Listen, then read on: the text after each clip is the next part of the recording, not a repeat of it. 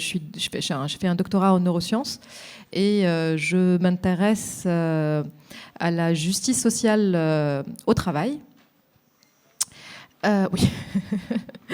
Et en fait, voilà, comment on passe beaucoup d'heures de notre vie et est-ce que c'est possible de faire en sorte que les gens vivent des vies dignes au travail? C'est un peu ça la question que je me pose sur la possibilité que ça se réalise. Et je m'intéresse aussi à la notion de mérite et le talent. Je ne sais pas, si ce n'est pas le sujet pour lequel vous êtes venu, alors voilà, si vous êtes prévenu.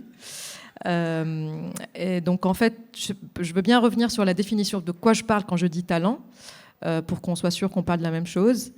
Donc le talent, c'est une composante de l'équation du mérite. Donc le mérite qui est en fait la somme, ou plutôt un talent qui est fructifié par l'effort et la vertu.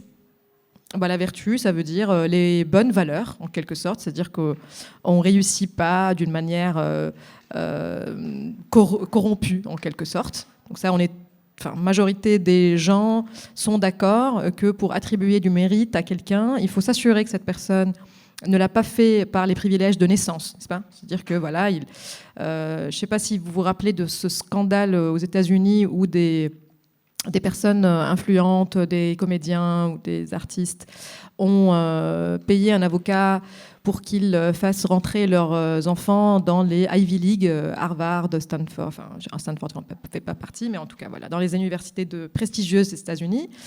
Et ça a créé un grand scandale parce qu'on s'est dit mais comment c'est possible que ces personnes ne rentrent pas par les vrais concours qui font qu'on rentre dans ces grandes universités.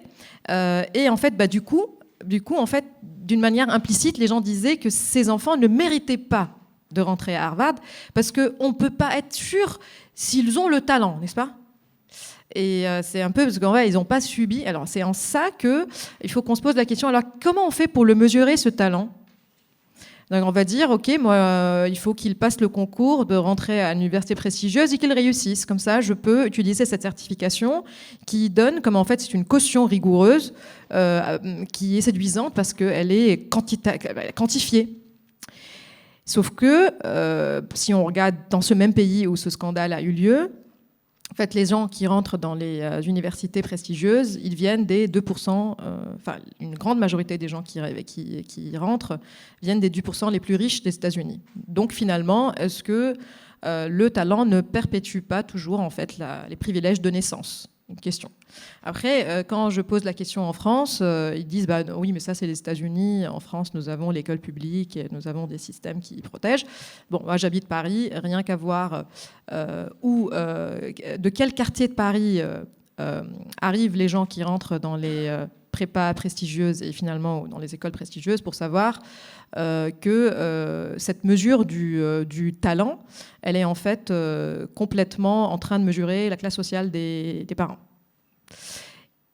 Alors, je vais partir de ce constat. Ça veut dire que ce qu'on est en train de mesurer... Alors, des fois, quand je parle avec des directeurs de recrutement ou des directeurs d'entreprise, ils me disent « Ah non, moi, je suis très conscient de ça et je ne veux pas qu'on soit dans un entre-soi. » Du coup, je recrute les gens qui ont fait des séjours à l'étranger et qui ont fait des sports. Parce que, en fait, je ne veux pas regarder juste les universités de luxe. Parce que je veux des gens qui montrent qu'ils sont ouverts et tout ça. On est toujours en train de calculer le statut socio-économique des parents. Voilà. Et donc, en fait, si vous voulez, on prend un CV et la majorité des points que vous allez trouver sur le CV, que ça soit d'abord votre prénom, ensuite votre nom, ensuite votre adresse, et ensuite l'école dans laquelle vous avez fait vos études et tout ça, tout cela reflète en grande majorité les choix qu'ont pris vos parents avant même que vous ne preniez aucune décision consciente, qui est celle simplement d'habiter dans un quartier qui vous permet de rentrer. Alors, il y a beaucoup de sociologues qui analysent comment se fait la sélection en fait, des personnes privilégiées économiquement depuis la maternelle jusqu'au goût d'étranglement des concours préparatoires. Et en fait, voilà, c'est des chiffres qui sont ouverts à tout le monde. Vous savez que si vous avez commencé votre vie dans le 8e arrondissement, vous avez beaucoup, beaucoup, beaucoup plus de chances de faire une bonne suite académique. Même s'il y a cette illusion d'ouvrir des portes à des personnes qui viennent d'autres niveaux. Alors, il y a quelqu'un qui a fait une thèse qui vient de la publier en janvier 2023, dans lequel il cherche à estimer la chance de rentrer dans les grandes écoles, qui est évaluée à vous avez 80 fois plus de chances de rentrer dans une grande école si votre papa y était.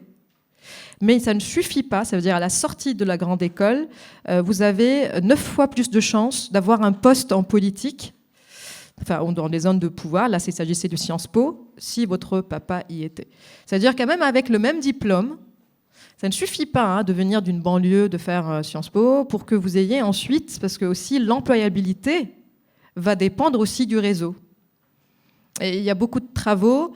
Alors en fait, je parle des milieux. Je ne parle pas du milieu de l'entrepreneuriat, je parle des milieux, des sphères d'influence et de décision, ça veut dire la politique, la culture et le milieu académique, dans lesquels il y a beaucoup de népotisme, et ça c'est quelque chose qui doit être reconnu. Alors avec tous ces... alors, après, est-ce que je juge un parent qui donne des privilèges à ses enfants ? Non. Je veux dire, mon fils, il sera fils de docteur en neurosciences, papa et maman. Est-ce qu'il aura plus de privilèges pour comprendre les codes et du coup ne pas faire doctorat en neurosciences, oui. mais il faut juste qu'on ait conscience, qu'il ait conscience de ces privilèges-là, et aussi qu'il ne prétende pas de s'être fait de lui-même. C'est un peu ça aussi qui devrait être... je reprends toujours l'exemple de Lily Rose Depp qui a dit qu'elle est arrivée par son talent et son travail. Et les autres artistes comme Marion Cotillard qui a dit « Ah oui, je valide, je l'ai vu travailler ». Et en fait, ça montre à quel point vraiment on est aveuglé par cette notion du talent. Il suffit de voir dans le milieu, typiquement là, du cinéma, prenez n'importe quel acteur ou actrice connu aujourd'hui et vous allez trouver que si les parents sont comédiens, ils seront dans le milieu quand même. Ils sont des ingénieurs son, écrivains, scénaristes et tout ça.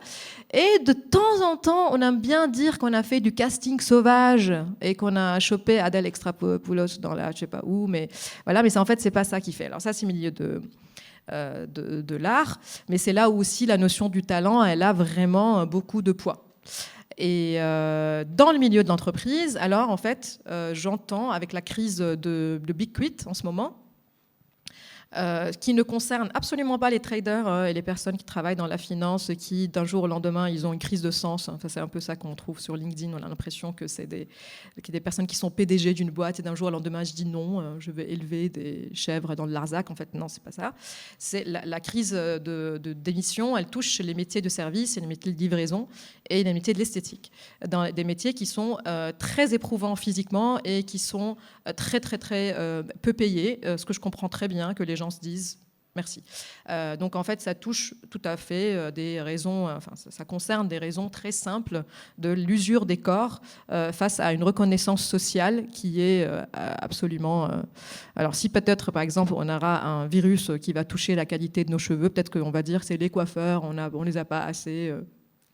Parce qu'en fait aussi, cette idée de valoriser... Alors il faut que j'arrête de dériver, mais voilà, on revient à l'idée de recrutement. Donc j'entends en fait, face à cette crise de recrutement, parce qu'effectivement il y a une crise de recrutement, il y a beaucoup d'emplois vides, et donc il y a la question de qu'est-ce qui manque, qu'est-ce qu'on ne fait pas. Et donc en fait, les recruteurs et recrutrices, recruteurs ou recruteuses, se sont tournés vers une idée de un peu marque employeur, c'est-à-dire qu'il faut chasser les talents en séduisant, un peu comme sur un site de rencontre. Ce qui se passe sur un site de rencontre, c'est qu'on montre les photos quand on avait des cheveux, en général, ou quand on était plus jeune. Et donc, en fait, on hausse les attentes. Si on va chasser les talents en disant vous allez venir, vous allez trouver le sens et le bonheur, deux choses qui, je ne sais pas ce que ça veut dire, je ne sais pas si on peut déjà croire en leur existence ou les poursuivre, et on va promettre cela au travail. C'est quand même absurde parce que c'est quand même c'est pas le rôle, hein, le travail, c'est là où on exerce des compétences pour avoir une rémunération, hein. C'est ça, il faut pas non plus. Alors ça serait très très chouette qu'on puisse au travail créer des amitiés ou je sais pas, s'augmenter humainement, mais on ne doit pas mettre sur le dos du travail l'existentialisme humain, parce que ça veut dire qu'on va être réduit à ça, parce que ça ajoute une troisième couche dans cette marque employeur, le bonheur, le sens et votre bien-être psychologique. C'est-à-dire que vous allez aussi, au sein du travail, et ça je pense qu'il y aura d'autres séances ici, vous allez dire des dérives du New Age qui a atteint le lieu du travail, dans lesquels on va faire des retraites de sylvothérapie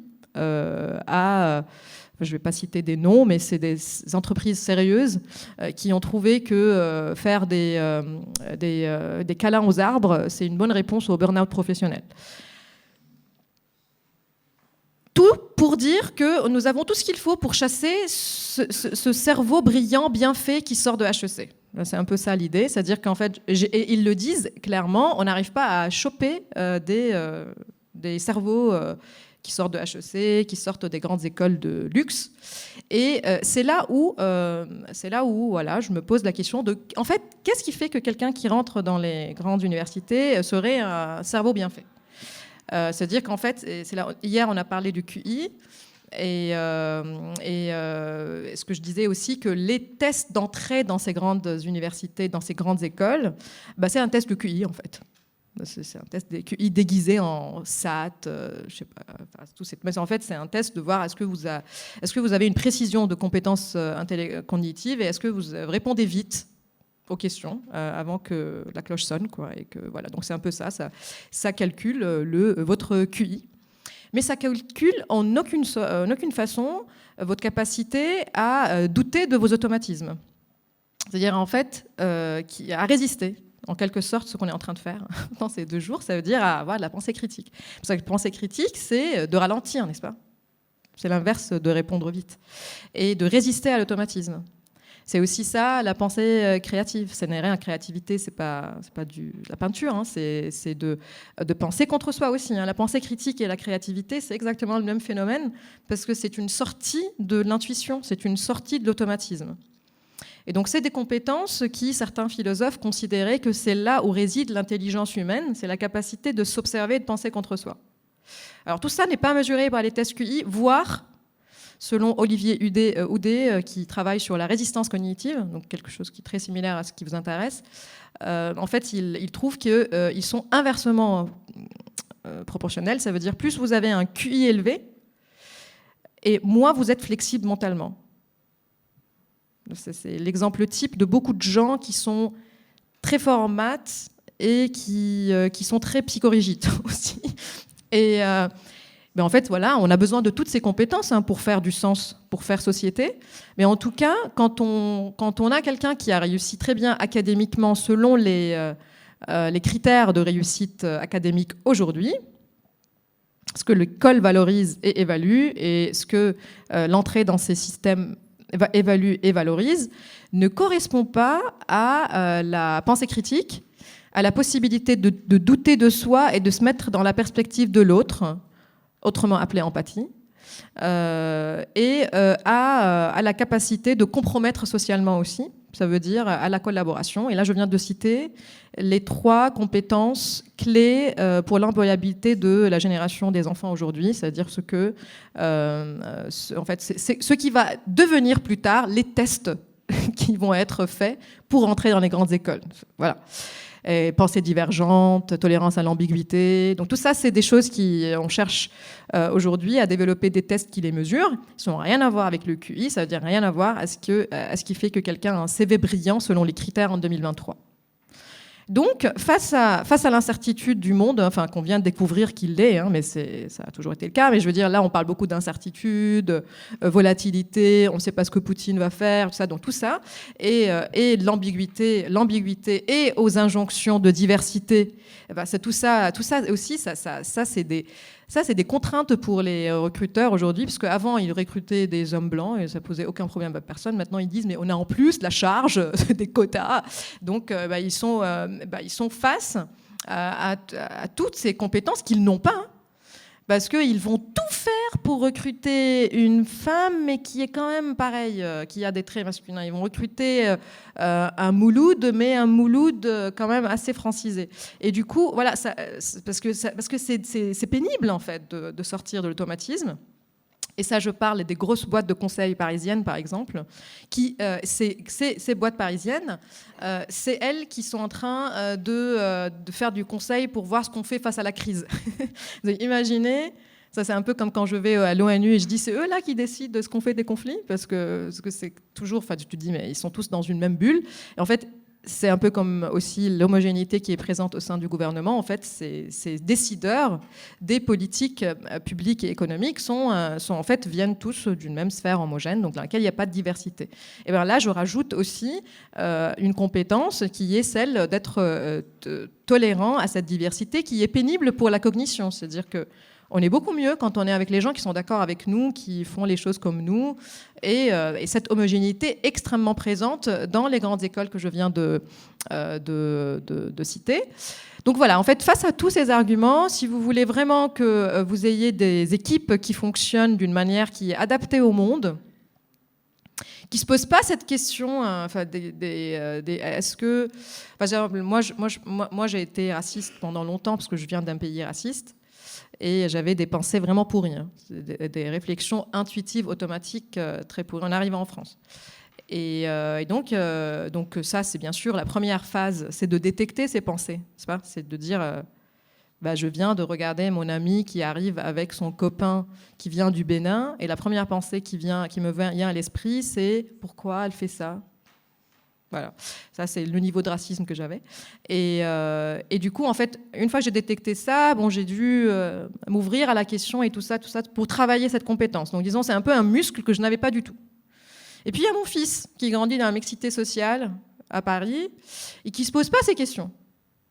C'est chouette, non ? Moi, je préfère l'avoir lui plutôt que quelqu'un qui est en train de batailler contre lui-même et qui doit résister.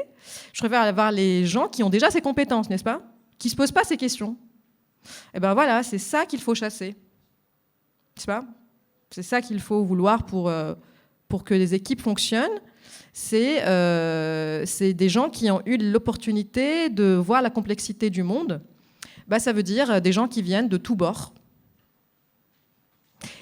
Et les compétences qu'on croit avoir été apprises au sein des grandes écoles, c'est en fait, en grande partie, c'est du réseautage. Et toutes les compétences techniques peuvent être très facilement apprises au sein de l'entreprise. C'est-à-dire le coût de former quelqu'un est toujours inférieur qu'au coût de recruter un salaud. Parce que quelqu'un qui arrive en pensant qu'il est le roi du monde parce que ça fait 5 ans qu'on leur dit que vous êtes l'élite de la société, là, c'est ça va prendre beaucoup de temps avant qu'il réalise ou qu'elle réalise qu'un cerveau bien fait ne peut pas être expert de tout. Et ces gens vont vous faire ralentir la collaboration. Et en plus, ils sont inutiles, en fait, réellement, parce que l'intelligence artificielle, je veux dire, quelqu'un qui calcule vite s'en fiche. Hein. Après, est-ce qu'on a besoin d'ingénieurs pour certains aspects techniques ? Oui. Mais voilà, ils seront là pour cet aspect. Mais est-ce qu'on en a besoin pour diriger ? Non. Moi, très peu de fois, j'ai vu un très très bon chercheur, une très bonne chercheuse, être aussi quelqu'un qui sait diriger des équipes. Et pourtant, c'est les bons chercheurs qui dirigent les équipes. Mais ils sont nuls en management. Je veux dire, t'es bon sur une paillasse. Tu restes là. Mais en fait, du coup, il y a une confusion aussi de cette brillance qu'on va généraliser sur les compétences humaines complexes. Alors qu'en fait, voilà, on a besoin de quelqu'un qui comprend un peu de quoi il s'agit, mais qui sait poser les bonnes questions, qui n'a pas nécessairement les bonnes réponses. C'est aussi cette humilité qui fait que je vais aller chercher la réponse auprès de quelqu'un d'autre, plutôt que ça soit moi. Oui, c'est fini, non? Il reste encore 3 minutes. Est-ce que, moi je préfère que ça soit une question de vous, si vous avez des questions, plutôt que ça soit moi toujours. Oui.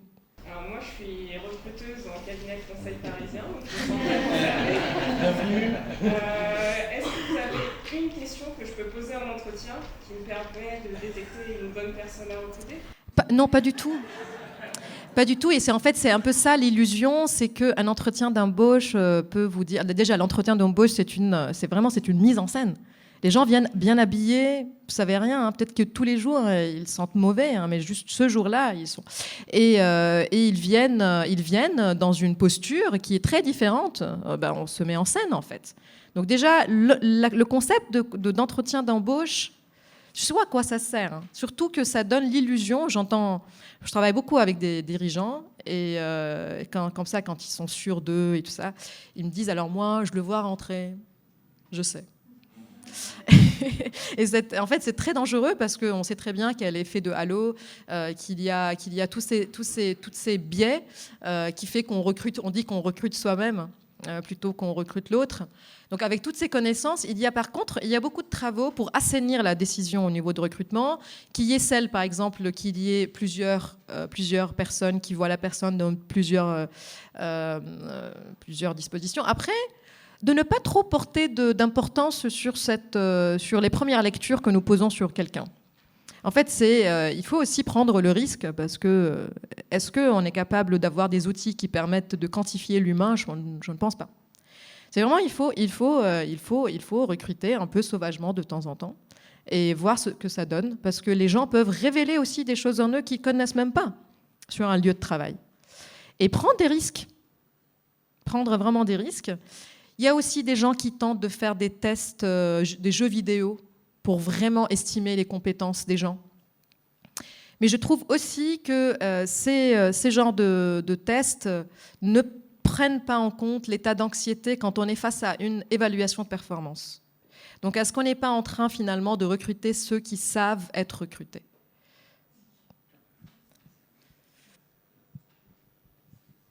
Ah oui. Moi, je suis consultant en informatique, donc peut-être que je passerai un entretien avec madame après. Et aujourd'hui, on n'appelle plus ça les consultants, on appelle ça des talents. Et je voulais savoir ce que vous en pensiez.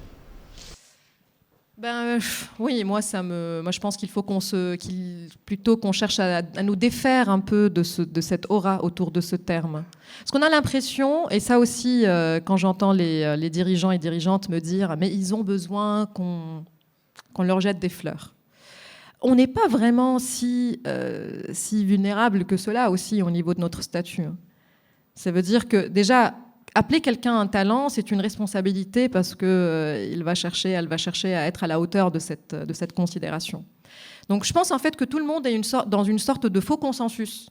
C'est déjà mieux collaborateur?